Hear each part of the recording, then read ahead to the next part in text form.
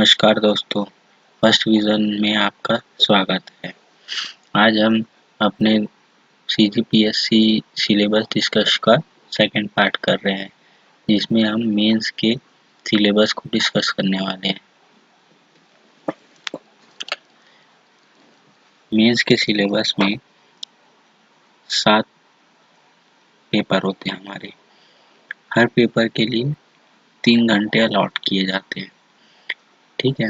पहला प्रश्न पत्र होता है आपका भाषा से रिलेटेड, जिसमें भाषा के अंतर्गत आपका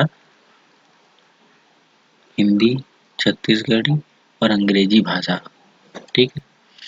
वैसे ही आपका निबंध, तो निबंध आपका भारत से रिलेटेड या छत्तीसगढ़ से रिलेटेड। भारत मतलब भारत भी हो सकता है और अंतर्राष्ट्रीय भी हो सकता है, मतलब इंटरनेशनल एंड नेशनल, और छत्तीसगढ़ दोनों से दो दो निबंध पूछे जाते हैं। जितने भी प्रश्न पत्र हैं सबके कुल अंक 200 के होते हैं।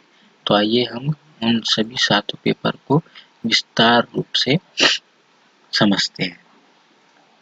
टोटल आपके जो है 1400 नंबर का एग्ज़ाम रिटन होता है और 150 नंबर का साक्षात्कार मतलब इंटरव्यू होता है। तो टोटल आपका कितना मार्क्स हुआ? 1550 नंबर का होता है। अगला है आपका खंड, मतलब कि मुख्य परीक्षा में जो आपके प्रश्न पत्र रहेंगे उसमें प्रश्न किस अनुसार रहते हैं, तो इसमें विस्तार से बताया गया है। जैसे कि खंड 1, तो खंड 1 में क्या रहता है? इस खंड में जो है संबंधित प्रश्न पत्र जो है 22 प्रश्न पूछे जाते हैं। हर प्रश्न 2 अंक का रहता है, जो टोटल 33 अंक होते हैं। इसमें आपको जो उत्तर है वो 30 वर्ड से अधिक का नहीं होना चाहिए, लगभग 30 वर्ड का होना चाहिए। इसका मतलब कम से कम 3 लाइन। खंड 2, इसमें आपके 13 प्रश्न रहते हैं।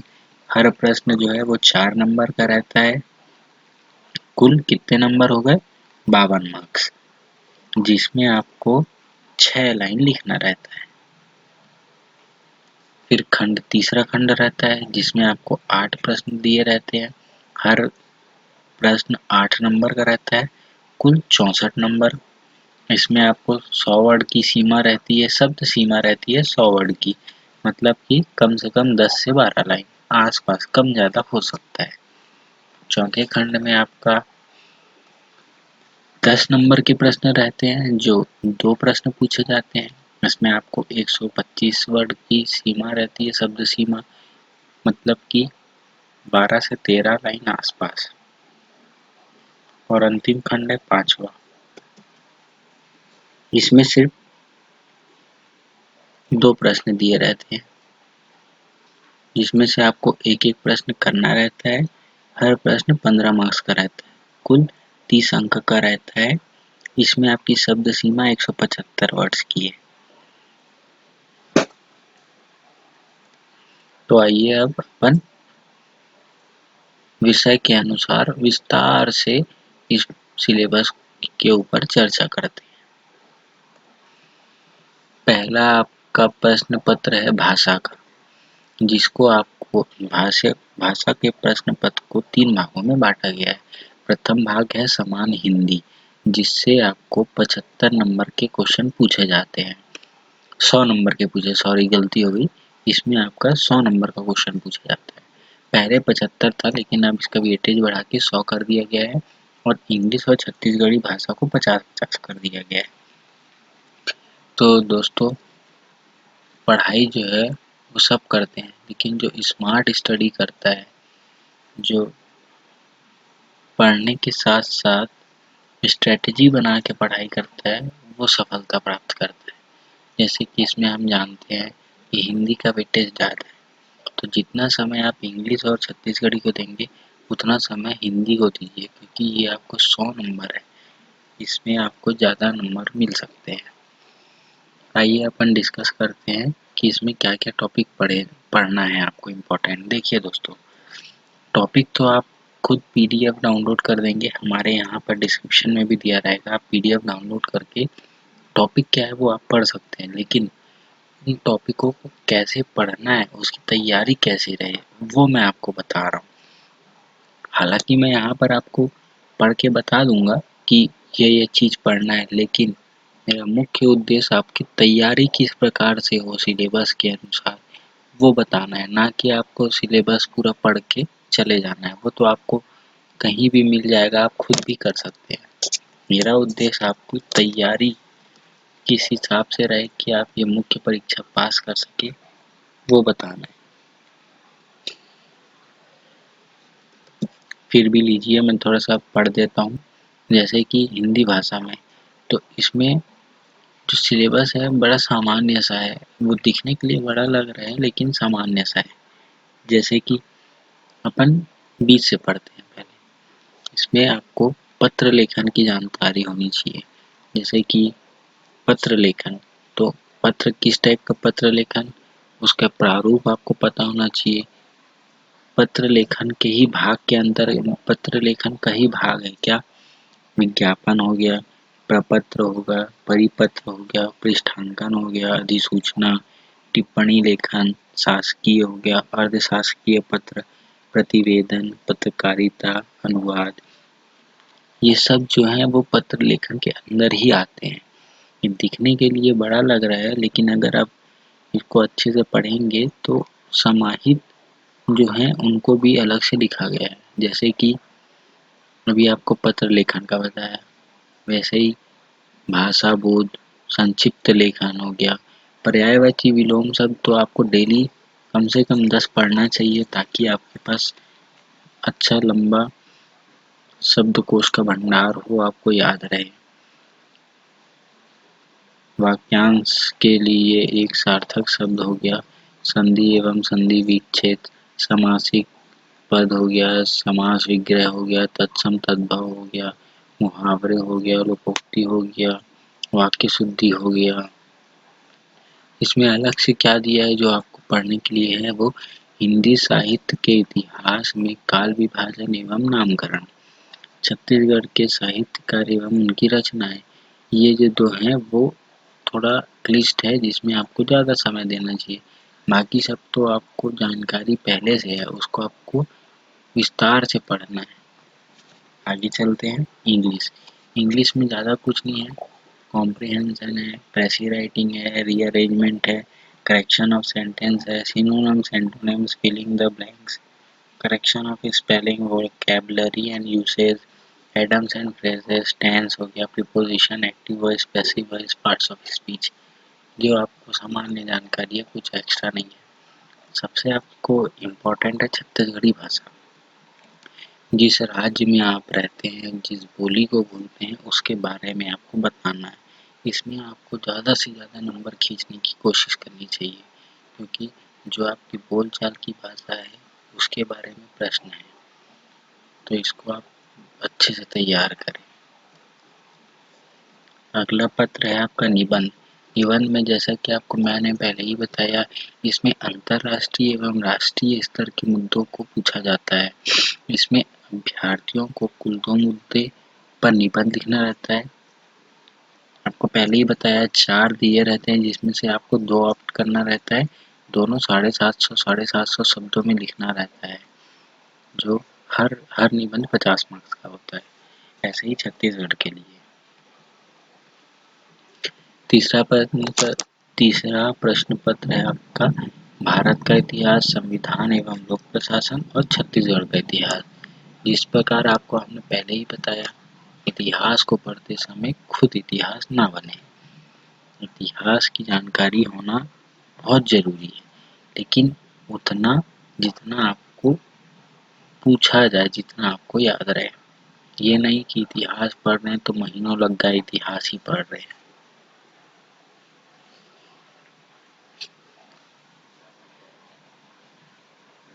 इतिहास के टॉपिक्स तो आपको पता ही है, इसको आप एक बार खुद पढ़ लीजिएगा। मैं तो बस आपको ये बता रहा हूँ कि आपको पढ़ना कैसे है। संविधान एवं लोक प्रशासन, संविधान और लोक प्रशासन खुद में एक कितना बड़ा सब्जेक्ट है, लेकिन इसका वेटेज कितना है, 50 मार्क्स। तो आपको इसको इसके वेटेज के हिसाब से पढ़ना है, संविधान एवं लोक प्रशासन। फिर भी मैं आपको बता देता हूँ संविधान में आपको क्या क्या मुख्य रूप से पढ़ना है। संविधान का इतिहास हो गया, प्रस्तावना हो गई, राज्य के नीति निर्देशक तत्व हो गए, महान्यायवादी हो गया, न्यायिक पुनरावलोकन हो गया, ये सब जो चीजें हैं, महाधिवक्ता का पद हो गया, राष्ट्रपति, प्रधानमंत्री, संसद, ये सब आपको मेनली फोकस करके पढ़ना है, क्योंकि ये आपको सिलेबस के पृष्ठ में दिया गया है। बाकी लोक प्रशासन से रिलेटेड प्रश्न भी अच्छे आते हैं, जैसे कि विधि का शासन, ये तो संविधान का हो गया।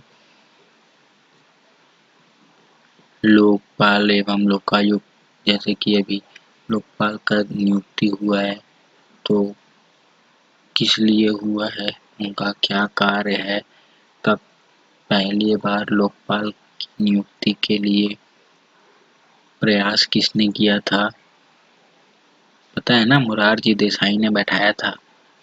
हाँ, ऐसी सबको जानकारी ऊपरी लेके आपको तैयारी करना है। अगला है छत्तीसगढ़ का इतिहास। छत्तीसगढ़ का इतिहास तो आपको एकदम रटा होना चाहिए, क्योंकि ये संक्षिप्त भी है और बड़ा प्यारा भी है और आपको जानकारी होनी भी चाहिए। अगला है प्रश्न पत्र 4, सामान्य विज्ञान। इसमें आपका केमिस्ट्री, फिजिक्स, बायोलॉजी, ये तीनों दिया है। सामान्य जानकारी है, ज़्यादा कुछ नहीं है इसमें। उसके बाद आपका रीजनिंग एंड एप्टीट्यूड है, ये भी आपको कुछ सामान्य ही जानकारी है इसमें भी। अगला है आपका प्रश्न पत्र 5, भारत एवं छत्तीसगढ़ की अर्थव्यवस्था। इसमें आपको भारत और छत्तीसगढ़ का बराबर से पढ़ना है।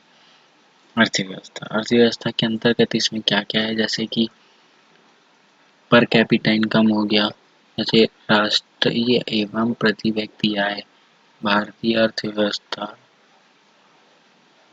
मौद्रिक नीति भारत की, ये सब है। जैसे कि छत्तीसगढ़ से आता है क्वेश्चन, अनुसूचित जाति जनजाति के बारे में बताना है रहता है इसमें, मतलब कि छत्तीसगढ़ के संदर्भ में क्या है इसमें, जनजाति। तो जनजाति तो एक अपने आप में बहुत बड़ा टॉपिक है, इसमें आपको जितने अच्छे से जानकारी होगी उतना ज़्यादा आप नंबर खींच पाएंगे। इसका विभाजन भी सेम 75 50 75 के बीच हुआ है। भारत का भूगोल, छत्तीसगढ़ का भूगोल, भारत का भूगोल का 50 नंबर और छत्तीसगढ़ के भूगोल का 75। इसी से आपको समझ जाना है कि आपको किसकी पढ़ाई ज़्यादा करनी है, छत्तीसगढ़ के भूगोल की, क्योंकि वो 75 मार्क्स का है। आपको जो तैयारी करनी है वो आपको नंबर के हिसाब से करनी है, ना कि टॉपिक के हिसाब से। अगला प्रश्न पत्र है आपका 6वां, दर्शन शास्त्र। दर्शन शास्त्र भी 3 भागों में डिवाइड है। पहला है आपका क्या है, दर्शन शास्त्र, ठीक है। दूसरा समाज शास्त्र 50 नंबर का। तीसरा है आपका छत्तीसगढ़ का सामाजिक परिदृश्य, इसमें भी जनजातियों के बारे में बताया गया है। अगला है आपका अंतिम प्रश्न पत्र है कल्याणकारी विकासात्मक कार्यक्रम एवं कानून, जो सामाजिक एवं महत्वपूर्ण विधान छत्तीसगढ़ के संदर्भ में और छत्तीसगढ़ शासन की कल्याणकारी योजना के बारे में पूछता है। दूसरा भाग है अंतर्राष्ट्रीय एवं राष्ट्रीय खेल, और तीसरा है आपका अंतर्राष्ट्रीय एवं राष्ट्रीय शैक्षणिक संस्थाएं। ये जो तीनों हैं वो 75 50 75 के मार्क्स में डिवाइड है। आपको इसको भी अपने नंबर के हिसाब से समय देना है। जैसे कि अंतर्राष्ट्रीय एवं राष्ट्रीय खेल एवं घटना एवं संगठन, तो इसको 50 मार्क्स का है, तो उस हिसाब से इसका पढ़ाई करना है। इसमें जो जो क्वेश्चन पेपर में मतलब आपके सिलेबस में दिया गया है उसको आपको मुख्य रूप से और अच्छे से तैयार करना है। जैसे कि उदाहरण के रूप में अंतर्राष्ट्रीय एवं राष्ट्रीय खेल एवं घटनाएं एवं संगठन। तो आप जब इसकी तैयारी करें तो जो दिया है पहले उसकी तैयारी प्रथम दृष्टिया आप उसी की तैयारी करें। जैसे संयुक्त राष्ट्र, तो आप जब तैयारी करें तो संयुक्त राष्ट्र के बारे में पूरा जानकारी आपको, उसके सहयोगी संगठन मतलब यूएन के सहयोगी संगठन, अंतर्राष्ट्रीय मुद्रा कोष हो गया, विश्व बैंक हो गया, एशियाई बैंक हो गया, सार्क हो गया, ब्रिक्स हो गया, ये अन्य द्विपक्षीय एवं क्षेत्रीय समूह, विश्व व्यापार संगठन मतलब वर्ल्ड ट्रेड ऑर्गेनाइजेशन, भारत पर इसके प्रभाव और राष्ट्रीय एवं अंतर्राष्ट्रीय खेल एवं प्रतियोगिता जैसे ओलंपिक हो गया आईपीएल हो गया, बड़े बड़े जो भी खेल होते हैं, टूर्नामेंट हो गया, विंबलडन हो गया, जितने भी खेल हैं उनके बारे में आपको जानकारी होगी। वर्ल्ड कप हो गया, कुछ भी होने वाला है, अगला वर्ल्ड कप कब होगा, वर्ल्ड कप का इतिहास क्या है, ये सब का आपको बेसिक जानकारी होनी चाहिए आपको। इसी प्रकार आपको अंतर्राष्ट्रीय एवं राष्ट्रीय शैक्षणिक संस्थाओं की जानकारी होनी चाहिए। इसमें सीधा सीधा प्रश्न दिया गया है, कुशल मानव संसाधन की उपलब्धता के लिए क्या करना होगा। क्वेश्चन डायरेक्ट आ गया कि राष्ट्रीय प्रौद्योगिकी संस्था के बारे में बताइए, राष्ट्रीय विधि विश्वविद्यालय के बारे में बताइए, आईटीआई जो हमारे भारत में बनाया गया है उसका उद्देश्य क्या है उसके बारे में समझाइए। तो जो हमें प्रश्न सिलेबस में दिया गया है उससे सीधा क्वेश्चन भी आ सकता है। तो जो तैयारी करें वो ऐसी करें कि आपको क्या से स्टार्ट करें। फॉर एग्जाम्पल के लिए उदाहरण के रूप में विश्वविद्यालय अनुदान आयोग, तो विश्वविद्यालय अनुदान आयोग क्यों बनाया गया है, क्या है ये, उसके बाद में आगे में पढ़ाई करें इसके बारे में।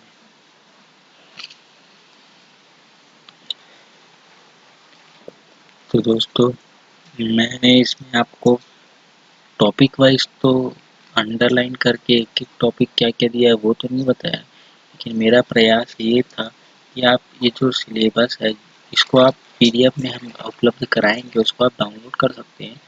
उस सिलेबस की तैयारी कैसे करें इसके बारे में बताया है, ना कि आपको सिलेबस पढ़ के बताया है। तो आशा करते हैं आपको हमारा ये वीडियो पसंद आया होगा।